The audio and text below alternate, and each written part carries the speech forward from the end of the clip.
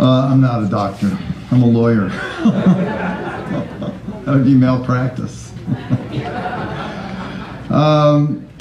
Okay, I'm going to talk about two things. One is just, I think, simple, pragmatic thing. How do you amend the Constitution? And then I'm going to comment a little bit on there are three proposed constitutional amendments or types that are circulating right now in Congress. And I'm actually very sorry that the Congresswoman left because I think she's sponsoring the wrong one. No, but that's life. The constitutional amendment process is, in terms of the rules, very simple. To amend the Constitution, 2/3 of both houses, the House of Representatives and the Senate, have to approve the amendment and send it to the states. So 2/3, that's 34 basically states. If the amendment is sent to the states, then 3/4 of the states have to approve it. 38 states. 38 states. So it's a difficult process. The process itself is simple, but let's think about this. When in the recent past have 2/3 of the members of the House and Senate agreed on anything? You can't even get things passed in the Senate by a majority right now. So that is a political obstacle, though. The rule is simple: 2/3 of the House, 2/3 of the Senate, 3/4 of the state. We couldn't get 3/4 of the states on the Equal Rights Amendment. That was a major effort was put on behalf of that. So the process is simple, but the politics is very difficult. So one of the things I was asked, well, what would you do? I think the work has to be, the foundation has to be laid to see who are the members of Congress, the House of Representatives and the Senate, who are most likely to vote for one of these amendments. And you have to pick the amendment that is most likely to draw the most support.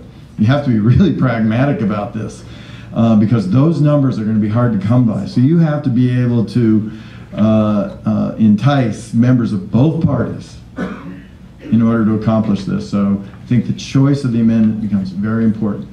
The other possibility is to have a constitutional convention. 2/3 of the states can petition Congress to call a constitutional convention, at which case you could introduce all three of these amendments. In fact, you can amend the entire Constitution, and 3/4 of the states would then have to approve that. Now that is a really difficult and scary process. The last time, who knows the last time we had a constitutional convention? Anyone old enough here to remember?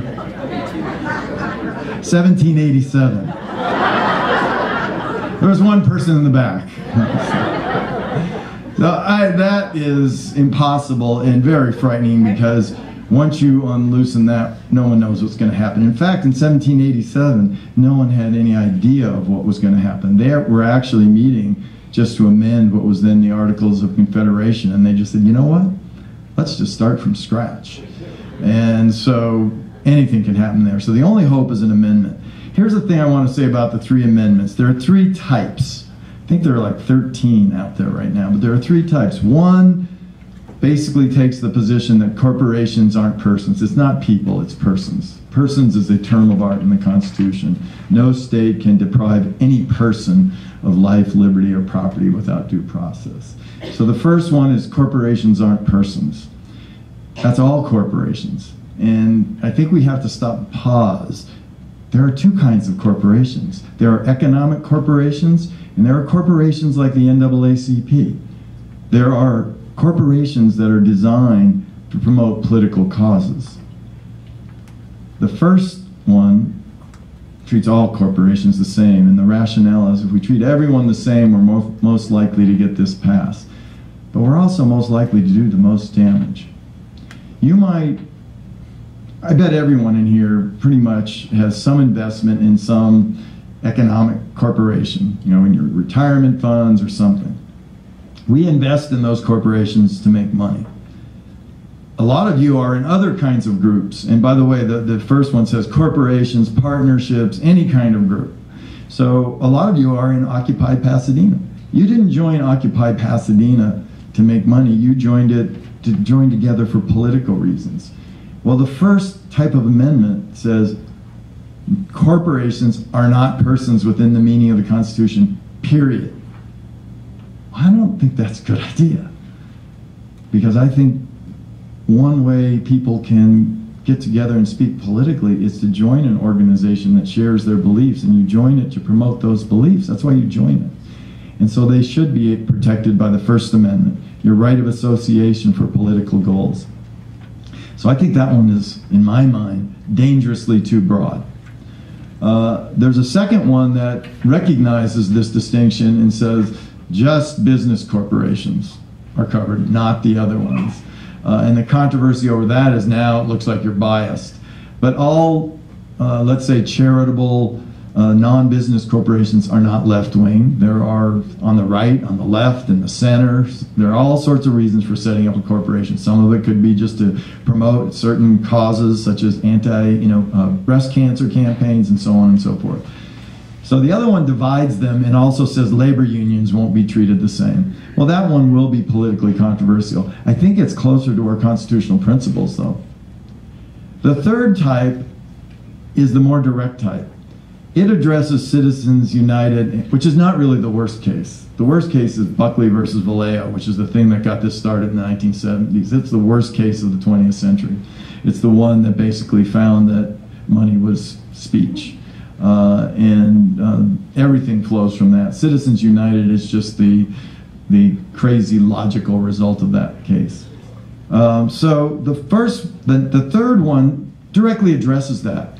And basically, it doesn't say corporations aren't persons. It doesn't say some corporations are persons and others aren't. It says this: Congress has the power to regulate campaign spending and contributions. In other words, it addresses the exact right that is at issue. I think that's the one people should focus on. That's the one we should focus on. That's the problem. The problem isn't whether a corporation is a person. We all can get excited about that and say, excuse me, Congresswoman, corporations don't have hearts and all that. That makes everybody very emotional and excited. That's not the problem. In fact, corporations do represent people. If you invest in your corporation, you expect them to take care of your property interests. And if the corporation's property interests are attacked, it seems to me it's logical that the corporation should have a right to defend those. If their property is taken without just compensation, they're defending the shareholders of the corporation. But when they engage in political speech, they're not protecting the shareholders, because the shareholders in Apple, some may be Republicans, some may be Democrats, some are libertarians. So we don't want them doing that. So yes, I agree. The way to address this in politics, though, is what's the problem? Campaign contributions and expenditures. Give Congress the constitutional authority to regulate federal elections. That's what the third approach does. That's the one that I think is the most sellable. It's the least sexy, because it doesn't attack corporations as people, but what it does do, it takes money out of politics. It ends the money talks part of politics. And that's really the problem. So I think you ought to think about which one you're going to choose, partly based on what's the right thing to do, and which one you're going to choose based on which is the one that's going to get you past 2/3 of the House and 2/3 of the Senate. Members of Congress are all troubled by what's going on now, because they live it. That's all they do is raise money. The Supreme Court, I agree, is the problem. Supreme Court, no member of the current Supreme Court has ever served in elective office, has no idea what it means to raise money, and yet they're setting the rules. This takes it away from the court and just says, Congress, you're in charge of this. The Constitution vests this in you. So think about that.